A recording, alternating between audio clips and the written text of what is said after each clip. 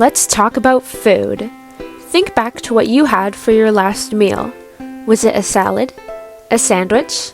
A hamburger? Think about the ingredients. Whatever it was, I am almost certain that the calories you consumed came from a farm somewhere.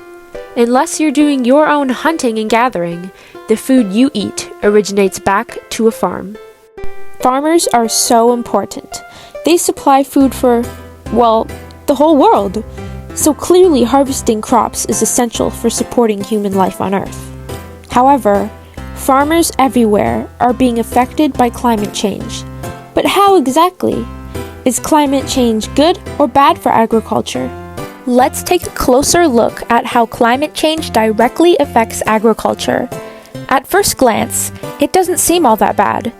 Longer frost-free periods mean longer growing seasons, and more carbon dioxide in the air can actually increase the amount of crops, since carbon dioxide acts as a plant fertilizer.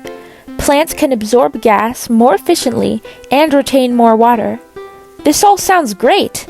So how could climate change be bad for crops? Well, we have to look at how climate change affects weather conditions.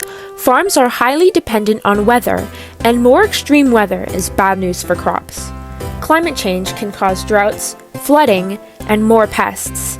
These factors all largely affect crop yield.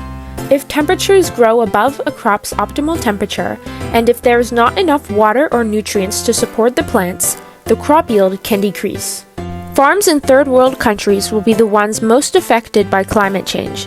Many southern regions of the world, such as Central and South America, Africa, and Southern Asia, will see a negative impact on crop growth, regions in which countries are already food insecure. Let's look at the stats. The International Food Policy Research Institute used the HADGEM2 climate model to project future crop production. They predict that all four major crops of wheat, corn, rice, and potatoes will experience an overall decline in production by 2050.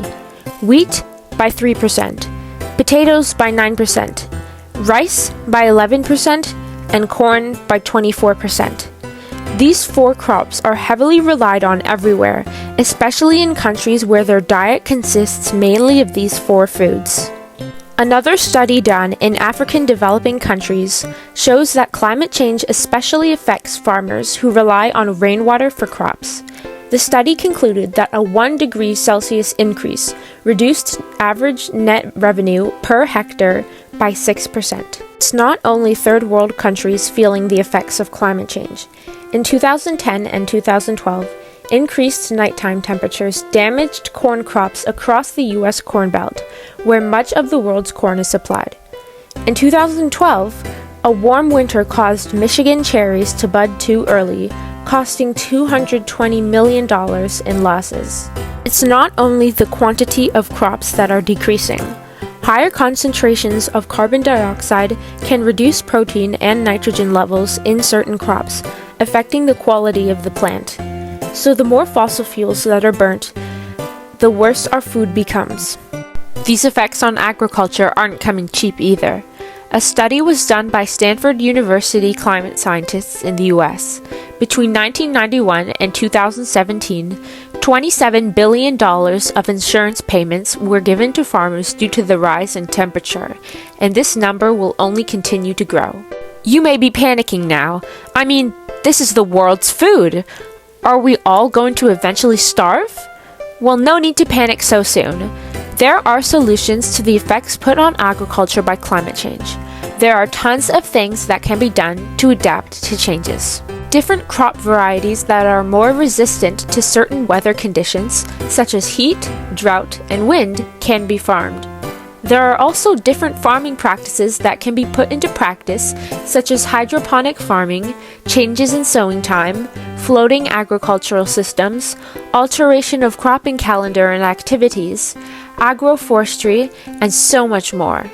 However, looking at Canada's agriculture, some of these solutions will be hard to put into place. Many solutions to combat the effects of climate change on crops require the use of fuel.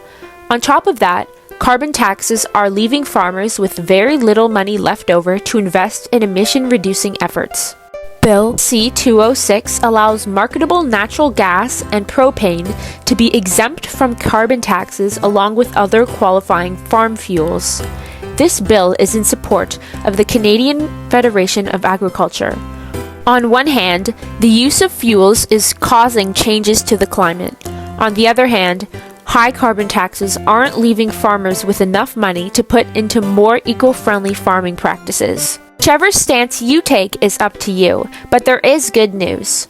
To reduce the carbon footprint of agriculture, farmers are being recognized and rewarded for making efforts to reduce emissions by the Greenhouse Gas Pollution Offset Program, which incentivizes farmers to invest in technologies and techniques to reduce emissions.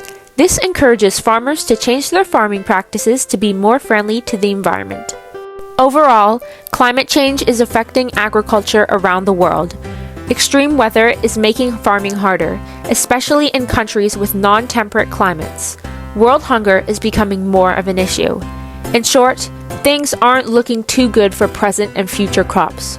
Everyone needs to eat, so this is a global issue we all have to contribute towards.